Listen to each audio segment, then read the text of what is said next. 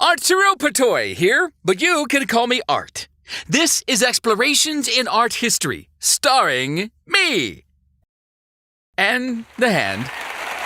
Well, what about the rest of me? How embarrassing. People watching from around the world and I'm stuck waiting on some five-fingered prima donna. Oh, well, that's better.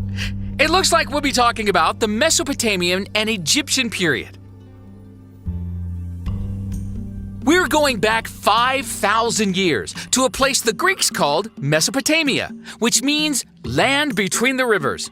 Those rivers were the Tigris and the Euphrates, which formed a fertile crescent, sometimes called the cradle of civilization. Oh, very funny. Mesopotamia actually refers to an area rather than a country. At different times, it was ruled by the Sumerians, the Akkadians, the Babylonians, the Assyrians, and the Persians. They lived close to the natural world, and like this lion that decorated the walls of the Ishtar Gate, their animal art was pretty realistic. Their human art, not so realistic. Both Mesopotamian and Egyptian artists stylized the human body. In Mesopotamia, they invented the first written language called cuneiform. They started with pictographs, but over time the writing evolved into more abstract symbols. They also got to invent cool names for their buildings like ziggurat. In Ur, they built a massive ziggurat to pay homage to the gods. Ziggurat. I love the sound of that. The ziggurat was the center of the city. Moving on. Mesopotamia may have started the civilization craze, but Egypt took it to a new standard. Egypt depended on one great river, the Nile, and developed a civilization that lasted over 3,000 years. When Tutankhamun became pharaoh, the Great Pyramids were already 1,000 years old, and it was another 1,000 years after that when Cleopatra held power.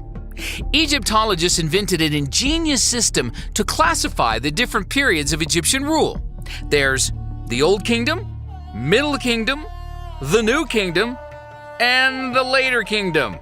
How did they think of that? Interestingly, artistic styles never changed much over 3,000 years.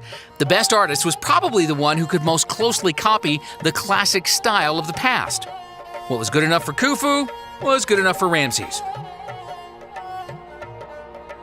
Except for one brief moment called the Amarna period, when a pharaoh named Akhenaten ushered in a new style and a new religion. All of a sudden, faces got stretched, bodies got streamlined and lengthened, thin was in. But when Akhenaten passed away, Egypt quickly reverted back to the old familiar ways. That doesn't mean Egyptians weren't creative. Just look at their pantheon of gods. They imagined jackal-headed gods and hawk-headed gods, lion-headed goddesses, rawr, hippo-headed goddesses, oh my, crocodile-headed gods, and ibis-headed gods, cat-headed gods, and, well, you get the picture. Of course, the pharaohs themselves were considered the living gods. Pharaohs were portrayed according to specific rules that emphasized their perfect, unchanging nature. Usually these representations included some symbols of authority like the royal headdress, the crook, and the flail, and a false beard. Even the female pharaoh, Hatshepsut, commissioned statues of herself with the false beard to reinforce her position of authority. Oh, attractive. Egyptians obsessed over death and the afterlife. Paintings on the walls of tombs often showed the Ba, or soul, on its journey through the afterlife. When an Egyptian artist painted a figure, every body part was shown from its most recognizable angle. The face was shown in profile, except for the eye, which was shown head-on. The body was shown head-on, and the legs and feet were twisted back into profile. Don't try this at home. Alexander the Great admired the Egyptian kingdom so much that he decided to conquer it in 332 BC.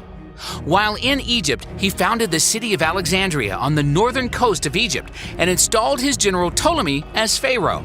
Greek elements were introduced into the arts. The Ptolemaic dynasty lasted 275 years and included several Ptolemies and Cleopatras. The most famous of these was Cleopatra VII, whose son, Ptolemy XV, was the last pharaoh of Egypt. In 30 BC, Rome conquered Egypt.